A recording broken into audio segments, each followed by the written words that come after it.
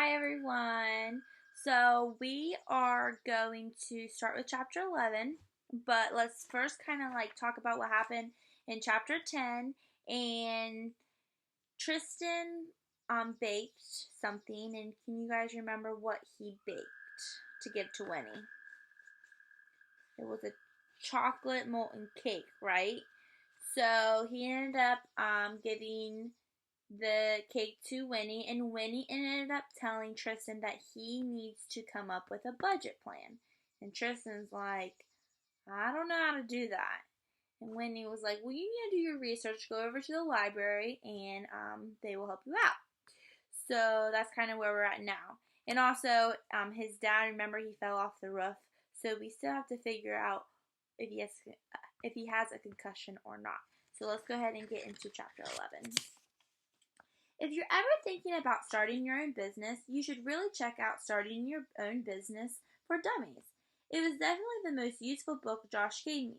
He was the one who helped me at the library that day, not his mom. She'd been too busy trying to keep Zoe from ripping out some little girl's pigtails. Excuse me. I hadn't been there when the fight broke out, but Josh told me later that it started when this girl said all fairies were made up except for the Tooth Fairy, who was obviously real because she had a job and money. The truth is, I hadn't wanted to tell Josh about the donut business. So what if he loved Winnie's donuts? Wouldn't he think I was a weirdo for trying to build a business around something I never even tasted? Or maybe he'd think what Charlie and his dad did. The kids can't start businesses at all. And I was stupid to even try. But I needed those books, and I was sure he'd know how to find them. Besides, he'd find out eventually. Can I help? He said the second I finished telling him about my project. Not just with the research, but with the actual business. I couldn't believe it. Josh wanted in on the donut stand. I guess that's what happens when you live someplace with so little entertainment. You were willing to try anything. Since he wasn't family, I said yes. By the time my parents showed up at the library to take us home that day, Josh had found me a stack of books and flagged the ones he thought would be most useful. Starting Your Own Business for Dummies was on top. That doesn't mean I think you're stupid or anything, Josh said as he handed me the books. Yeah, I know, I said, though I liked that he was kind of person who checked to make sure. A few days later, I woke up and my window was frosted over with ice crystals. Outside, the grass was frozen stiff and crackled when you walk on it. Since it was only November, I figured it would warm up again. At least a little, but it never did. And before I knew it, the pond was frozen. Josh said, we'd got lucky. Gotten lucky winter had come early because it meant a longer skating season. I told him that now when I biked to town. The cold made my nose run and then froze the snot to my face. I didn't feel lucky that winter had come early, but I promised to give pond skating a try anyway. Sorry, that's my dog. I can now tell you the personal experience. Dad was wrong. Pond skating is almost as boring as regular skating. I say, almost, because the possibility that you might fall through that ice at any second does add a certain something. Go away. It didn't matter that my parents had it tested. First of all, the guy who tested it wasn't actually a professional ice skater. He was Jim, the kidnapper, also known as Jim, the carpenter my parents hired to work on the roof, since Dad wasn't allowed up there anymore. Second, there was no magic test. He just drilled a hole in the ice, stuck a stick down into it, pulled it out, and said, should be fine, but get off if you hear any cracking. So, has anyone ever been ice skating? This could be at an ice skating rink. I feel like a lot of us have been at the ice skating rink, but we actually haven't went ice skating on our own pond. I know when my parents grew up, especially my dad, him and his siblings would go out on the pond and ice skate, but you kind of don't see that much anymore here, especially in Ohio, because it doesn't get the ice or the water doesn't freeze that much on the ice or on the pond. I never would have risked my life just to skate around in circles, but it turns out skating is actually not all boring if you can whack something across the ice with a stick at the same time. When Josh first came over with his hockey stuff, I was the worst anyone has ever been at anything. I spent the whole day crawling around the ice, using my body to block the puck. But after only a week, I could skate and flick the puck with my stick at the same time. At least when I didn't accidentally skate right past it. It took me as long to stop and change direction. By the time I got back to where it had been, Josh had already whisked it off to the other side of the pond. Josh was amazing. Better than I was at basketball. Better than anyone my age was at any sport. At least I'd seen him in real life. It was as if he'd been born on ice skates. He could run and spin and glide. He could dance, bits of ice spraying out from his blades with each new move. He zoomed backward and forward, dodging and weaving between invisible players charging at him for the puck. Josh said, I might be able to make the rec team if I could get my hockey stop and backward skating down. I was pretty sure rec was just a nice way of saying the worst, but I didn't care as long as I get to play. Zoe wanted to learn to skate, but she was too scared. Every time Josh and I went to the pond, she'd put on her water wings snowsuit and skates and just sit in the pile of leaves at the edge of the pond, throwing rocks onto the ice. It was Josh who finally got her to get on. That day, he and I were doing this drill he taught me where you go back and forth across the pond skating as fast as you can. Hockey stopping on each end until you're so tired you can't move.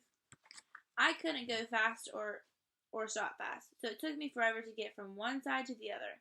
It also took a lot of concentration since I was so bad I had to tell my legs and feet exactly what to do every second. Push, push, straighten, turn, bend. I was so focused. I didn't even notice when Josh stopped flying past me every 30 seconds. I have no idea what he said or how long it took him to get Zoe to stop to take that first step onto the ice, but by the time I realized Josh wasn't doing the drill anymore, he had heard her way out in the middle of the pond, skating between his legs, and she didn't even look scared. She had a huge smile on her face. Yay, Zoe! I yelled. She even smiled bigger. Hey, can you bring us one of those? Josh called, pointing to the circle of plastic chairs my parents had set up next to the pond.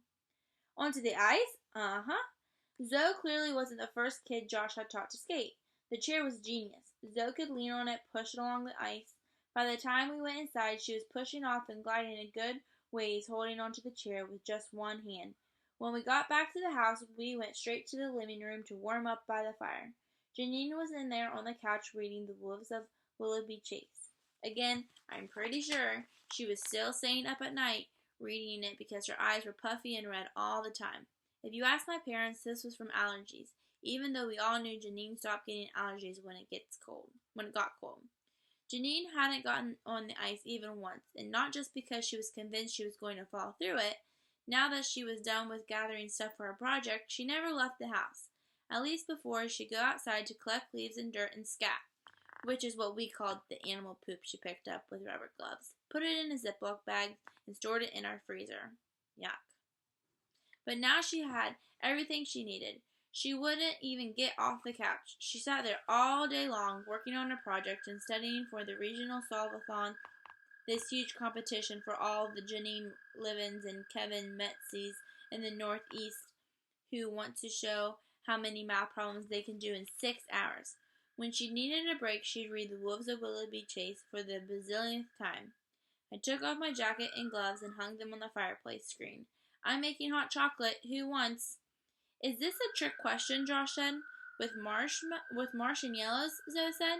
Me too, Janine said, without looking up from the book. What's hot chocolate with marshmallows? Josh said, and plopped down on the couch next to Janine. You know, The Wolves of Willoughby Chase is, like one of my top favorite books of all time, Janine said up. You've read The Wolves of Willoughby Chase? Only like 100 times. Me too. I felt like someone had just punched me in the stomach. Zoe tugged on my hand. Hot chocolate! I was standing at the entrance of the living room watching Janine and Josh like they were behind glass. Now, she said, pulling me into the kitchen.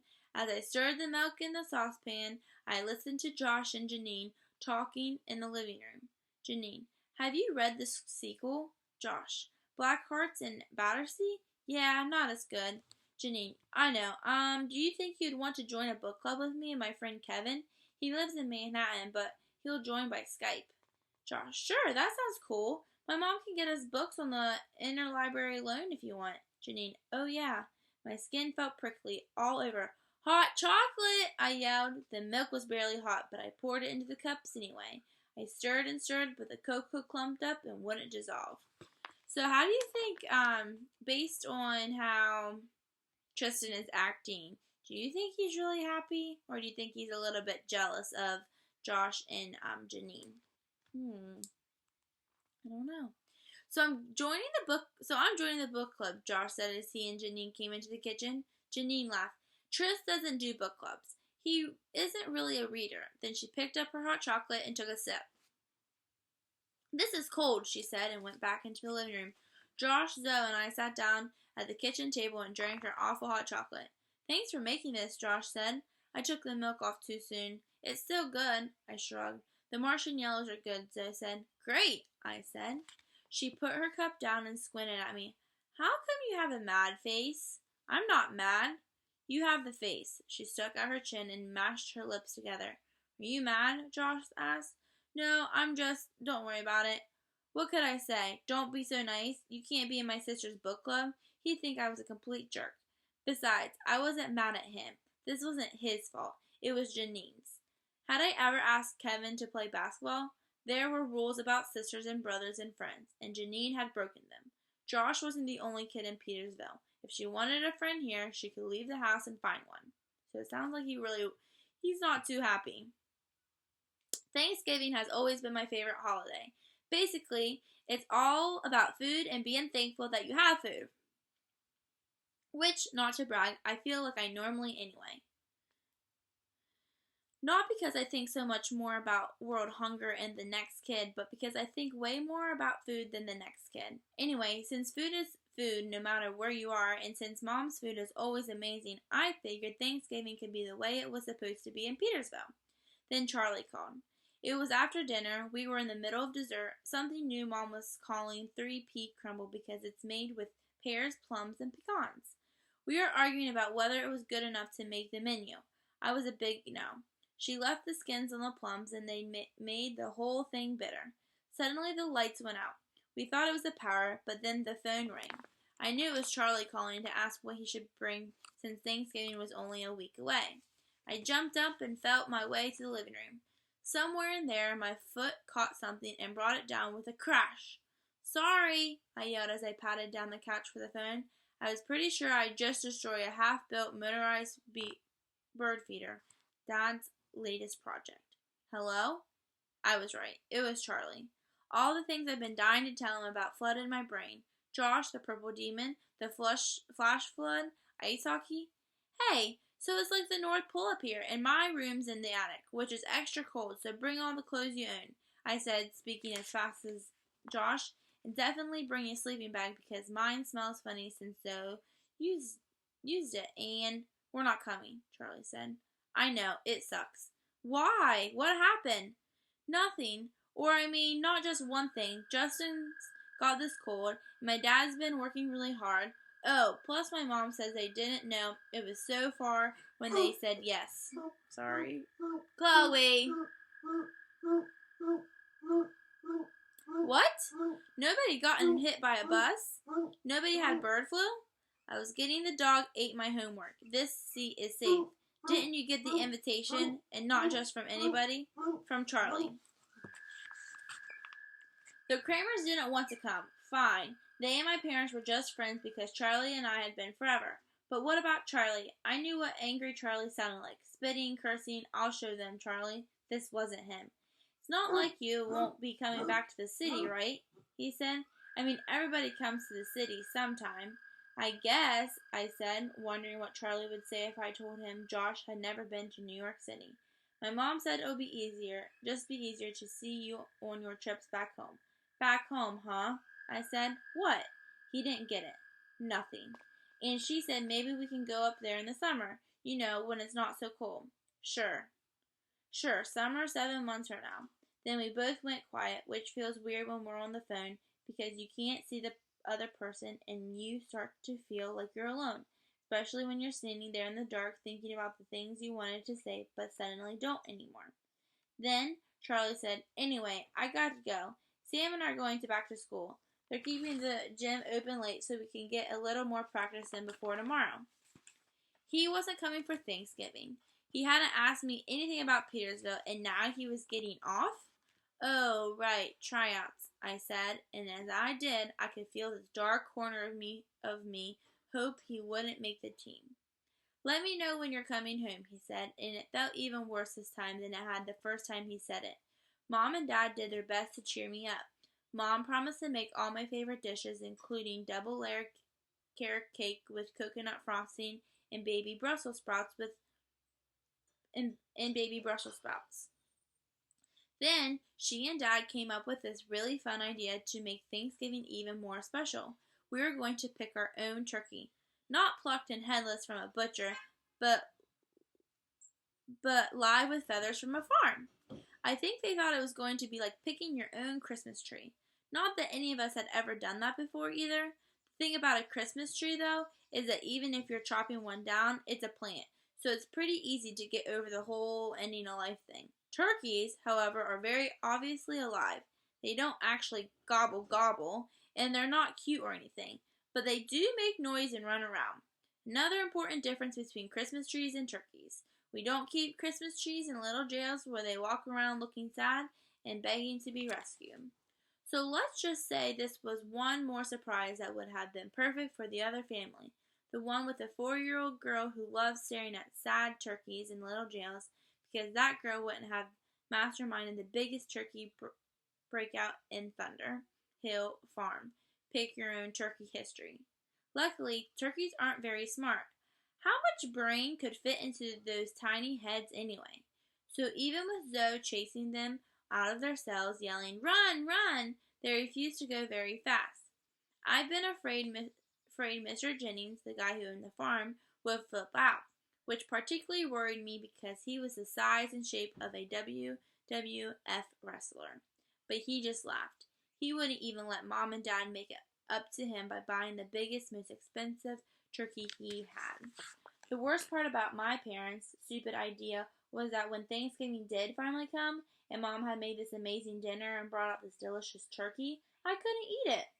Not one bite. I kept seeing all those birds running around Mr. Jennings' yard, and I just couldn't separate the live birds running around in my head from the bird on our table.